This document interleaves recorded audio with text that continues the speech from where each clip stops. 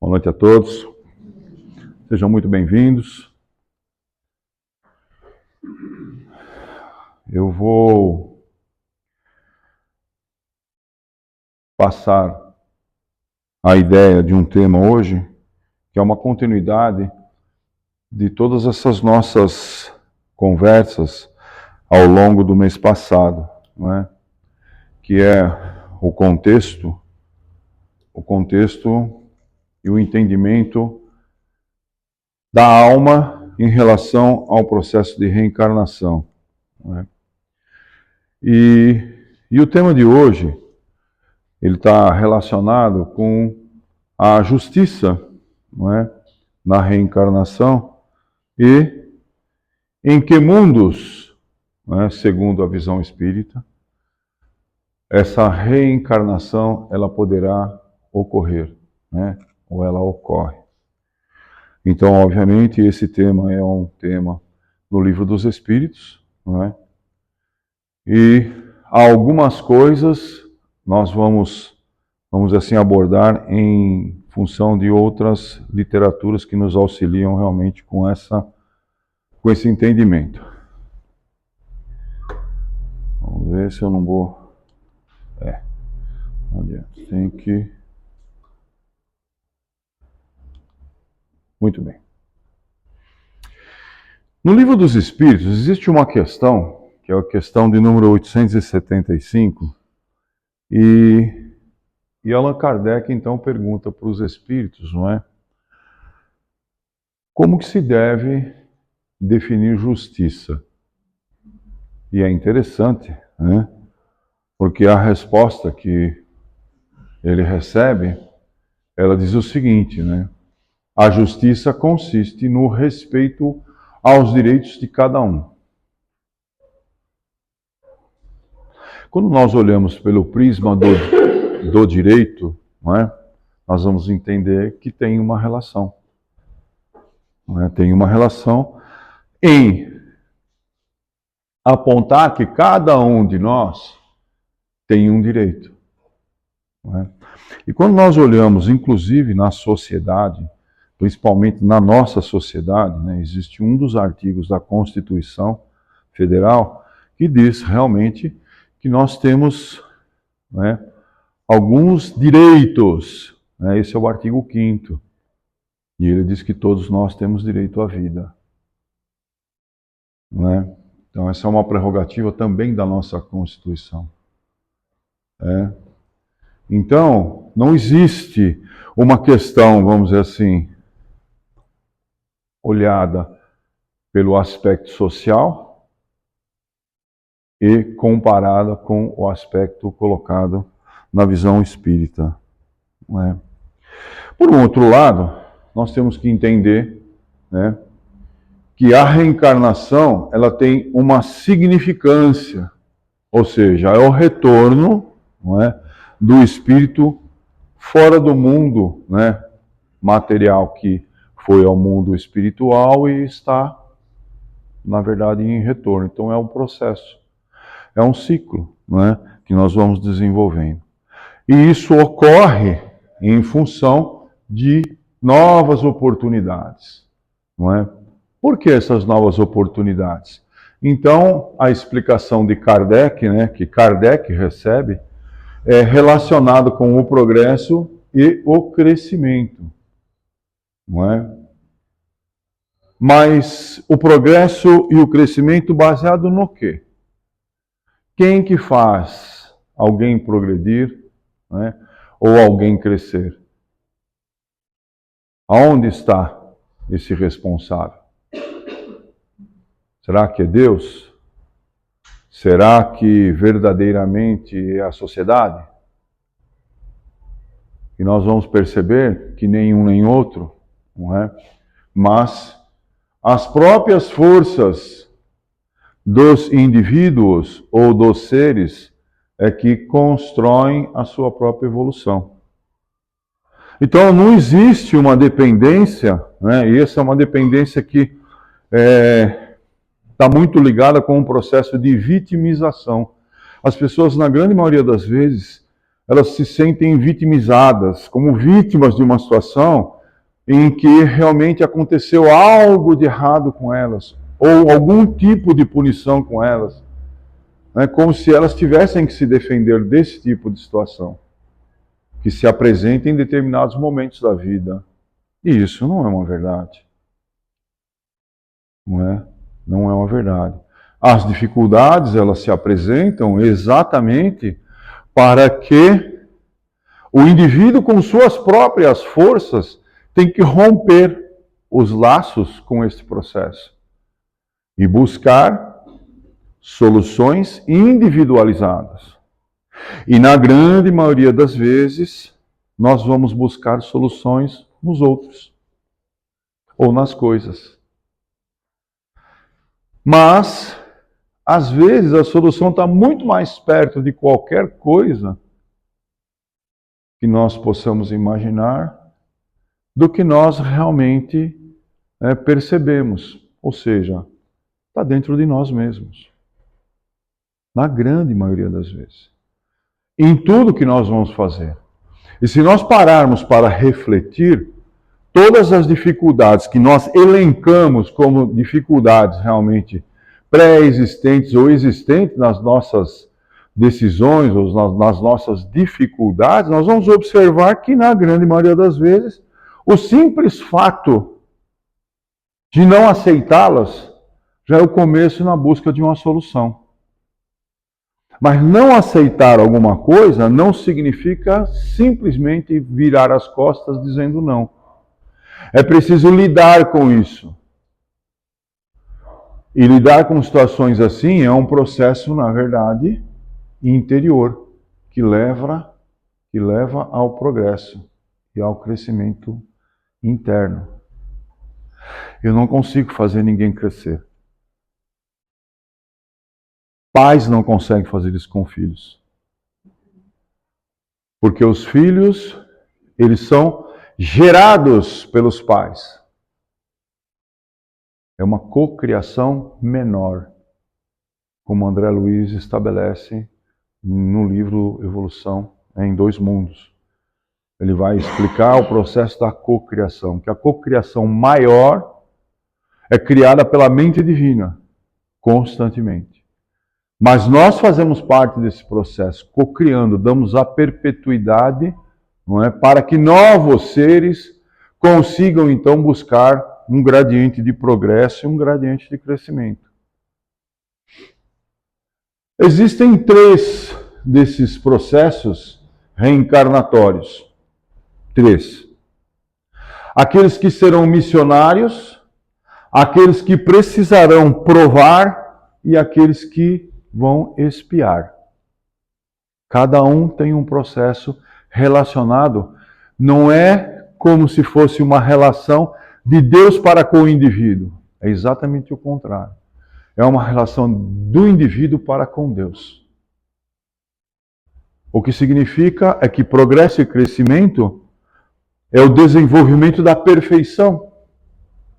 E desenvolver a perfeição significa realmente negar uma série de situações ou passar por determinadas dificuldades, de maneira que nós possamos realmente estabelecer se vamos provar ou se vamos expiar. E esta relação é intrínseca a todos os seres humanos.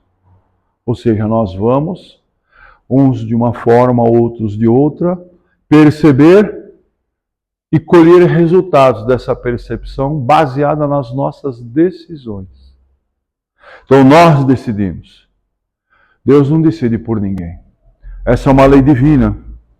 Nem ele interfere no livre-arbítrio. E essa lei só ocorre para os seres que desenvolveram a consciência. Para os seres que não estão no mesmo estado de consciência, ou seja, de interpretar-se a si próprio e a outrem, se reconhecer ou reconhecer o outro em si, essa é uma faculdade do reino hominal. Os animais ainda não entraram nesse processo. Mas eles são necessários nesta cadeia toda de existência dos seres humanos. E os missionários são aqueles que escolhem cumprir a missão. E eles poderão poderão reencarnar no mundo em que eles decidirem ser realmente um missionário.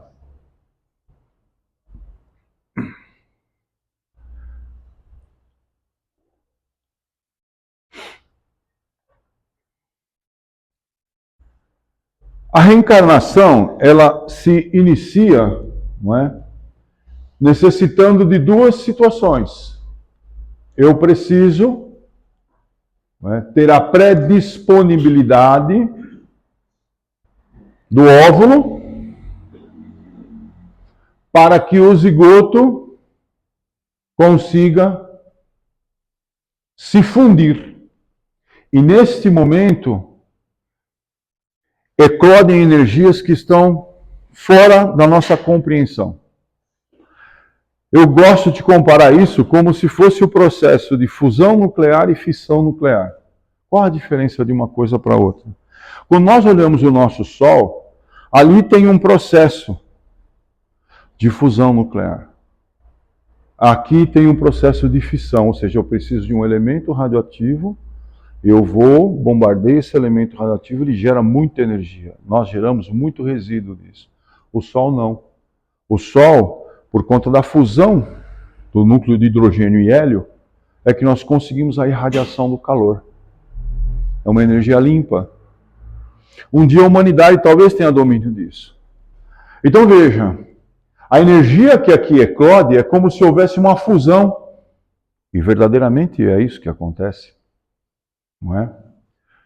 E nesse momento, né, onde houver essa fusão, é o princípio da reencarnação. É aí que começa a reencarnação. Somente um dos zigotos, em quase 300 milhões deles, é que deverá fecundar um óvulo que previamente está magnetizado. Então, o corpo feminino, ele vai produzir esse tipo de energia e que vai se fundir a uma energia transferida do corpo masculino para que possa acontecer esse processo. E aí, então, aqui a biologia vai mostrando para a gente o processo de meiose e de mitose, as células vão se dividindo e nós vamos tendo um corpo formado. Aqui não há o espírito ainda. O espírito está próximo, porque ele se aproxima aqui, ó.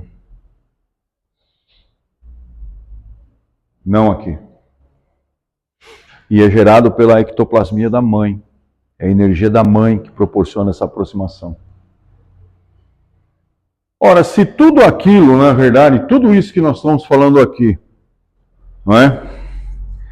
É um processo divino, é o melhor zigoto, a melhor espermatozoide que fecunda um óvulo, é o que foi melhor numa corrida de 300 milhões.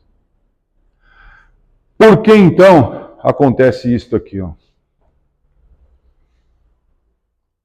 Por que que nós geramos na humanidade seres que vêm com anomalias dessa forma? O que é que vocês acham? Eu trago esse trabalho, que é um trabalho de uma neuropediatra, não é? Apresentado num dos congressos espíritas que nós tivemos juntos. Os trabalhos são científicos. E o estudo mostra que esses seres que aqui se encontram com essas deformidades, eles são frutos da melhor relação. Então não é Deus. Deus não tem culpa de nada disso. Deus não castiga ninguém.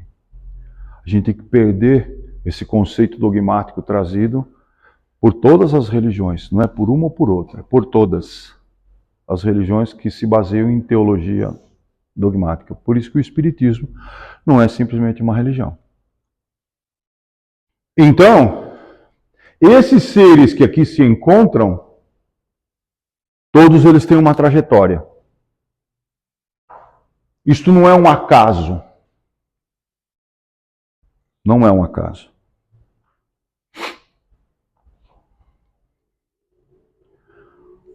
Onde está a justiça, então?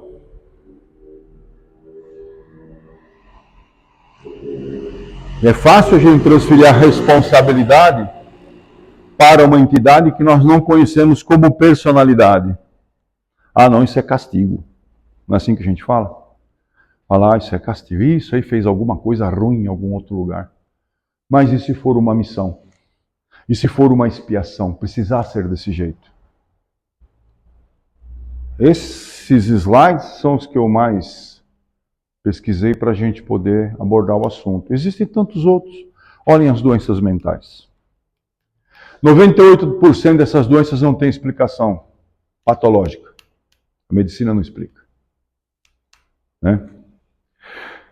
Então, a reencarnação, né, ou os inúmeros corpos de que se serve o mesmo espírito em sua caminhada pela eternidade, explica melhor a diversidade de destinos e aptidões que são vistas na Terra. Então, esses que se encontram aqui estão na sua melhor versão, assim como nós.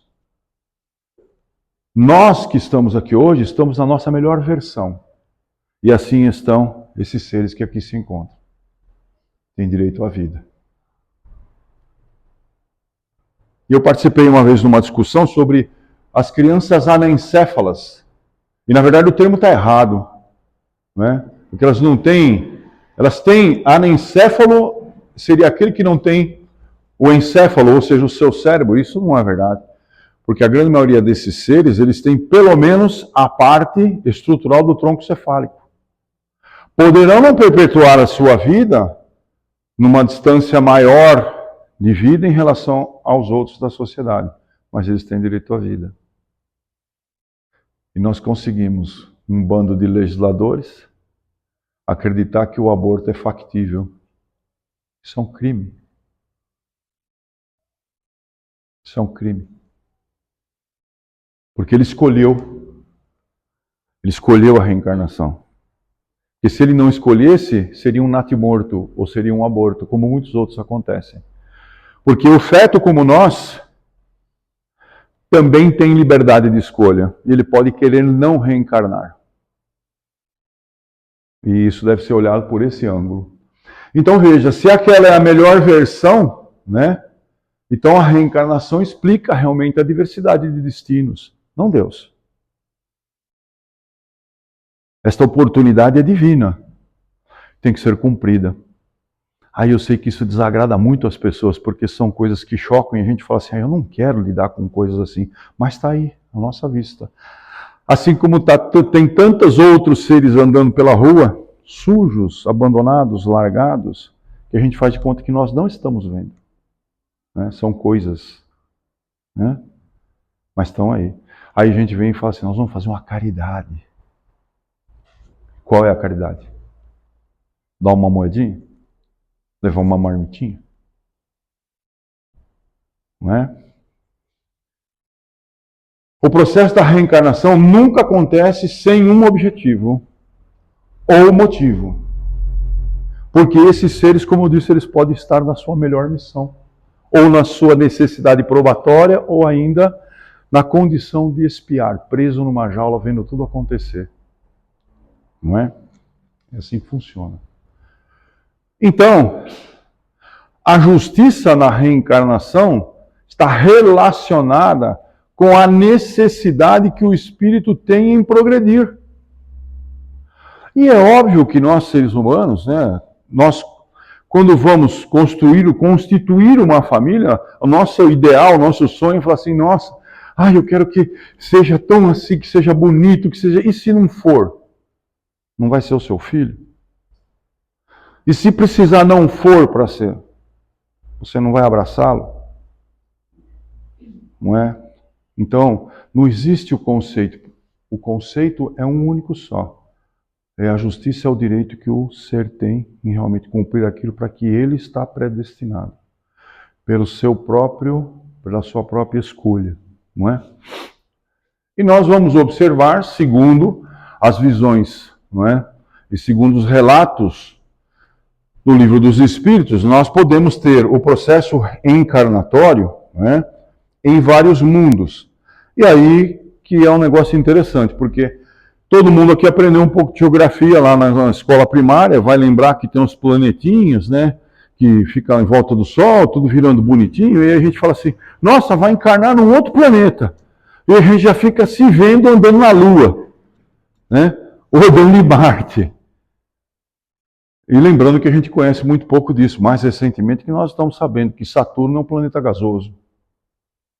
Sabemos que Júpiter é um planeta gasoso, que só seu núcleo é sólido. Né? Quando a gente olha, por exemplo, Netuno, é um planeta tão distante e muito frio, mas que tem água. E como é que a gente sabe disso? É pelas pesquisas, né, que a NASA tem realizado com outros institutos, com base em telescópios, assim, super telescópios, né, e leituras. Então, existem mundos que talvez não tivessem a condição de adaptar uma forma humana. E não quer dizer que essa forma humana que nós temos aqui, ela pode ser simplesmente igualada em outros lugares.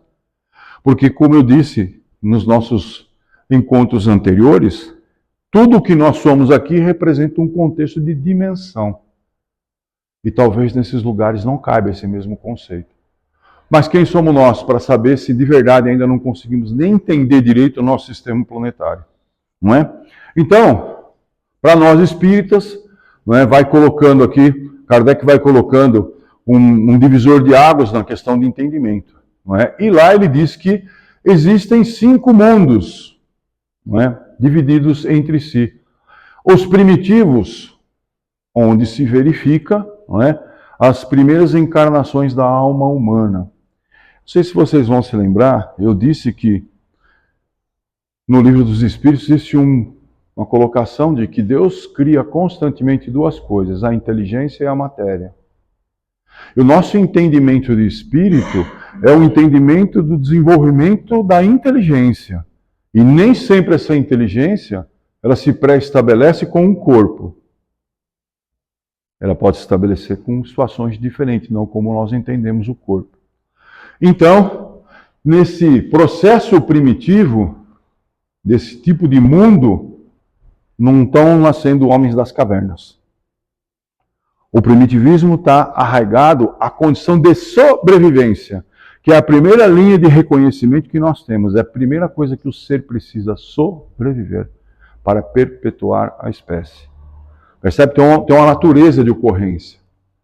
Depois, um mundo de provas e de expiações, que é o mundo em que habitamos hoje. Ou seja, é onde existe um predomínio, não é, do olhar do mal. Depois, os mundos regeneradores, né? Ou seja, onde as almas, né, que ainda têm situações a expiar, não é, elas vão adquirir novas forças, né, repousando das fadigas dessas lutas. Mas não quer dizer que tudo é mal, né? E os mundos felizes, onde há uma superação do bem sobre o mal. E por último, os mundos celestes ou divinos, né? É onde os espíritos, que na sua grande maioria só reencarnam se eles desejarem cumprir missões. Essa escalada, na verdade, não é simplesmente ter planetas dessa natureza, mas são consciências, são locais onde essas almas elas se compactuam.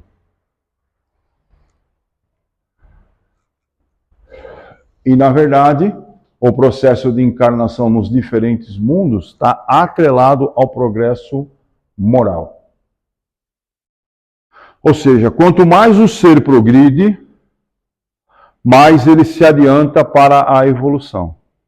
Nós não fazemos o retorno, nós não voltamos, não vamos para trás. Só caminhamos para frente. Essa é a questão. Os espíritos que encarnam em um mundo não se acham presos a ele indefinidamente. Porque, como eu disse a vocês, pode haver a opção de um espírito ser missionário e querer voltar. E nós, na humanidade, temos vários exemplos de pessoas que deixaram a sua vida social, o seu convívio familiar, para se dedicar ao resgate daqueles que mais precisam. Nós vamos encontrar inúmeros relatos na humanidade de pessoas que deram a sua contribuição. Quando um espírito ele encarna em um mundo inferior, né, aquele que viveu na sua e última existência corpórea, tem duas situações que são interessantes que se observem, né? Às vezes como missionários, porque o missionário tem a missão de auxiliar aqueles que precisam progredir, né? Ou ainda como expiação, aqueles que precisam se servir dos fenômenos, das situações que estão ao seu redor, muitas vezes sem ter a atitude de ajudar. Às vezes um espírito daquela natureza que encarnou, como eu mostrei para vocês, vem para ficar preso até que se cumpra aquilo que precisa ser cumprido. E não vem sozinho, porque a missão não é individual. Na grande maioria das vezes, todos que estão juntos entre si têm uma relação intrínseca para o resgate e a construção desse progresso que eu disse a vocês. Então, o que nós tiramos de tudo isso, não é? Que para onde quer que nós possamos ir num futuro não muito distante, não é? A única dependência é o adiantamento da consciência. Porque é com base nessa construção de consciência, nós não vamos eliminar as nossas necessidades que se encontram dentro da nossa estrutura perispiritual, mas nós vamos arrefecer, primeiro momento, a perturbação, em segundo momento, recolher aqueles resultados que a gente realmente, vamos dizer assim, conseguiu colecionar na passagem que fizemos, nesse mundo em que estávamos, não é? Os mundos superiores, a Terra, né? Ou seja, a forma corpórea em relação à nossa é sempre humana, ou seja, é sempre a caracterização desse corpo. Não tem deformidades, nós não vamos mudar, nós não vamos virar ETzinhos, não vamos virar nada disso. Ou seja, a nossa constituição, sendo imaterial, permanecerá semelhante à que nós levamos, não é? Deixo para vocês a reflexão para a semana, não é? A respeito da justiça da reencarnação. Não tem um terceiro responsável por nós. Só tem um único responsável, nós mesmos. Que vocês, ou melhor, que nós todos tenhamos uma excelente semana. Muito obrigado pela atenção.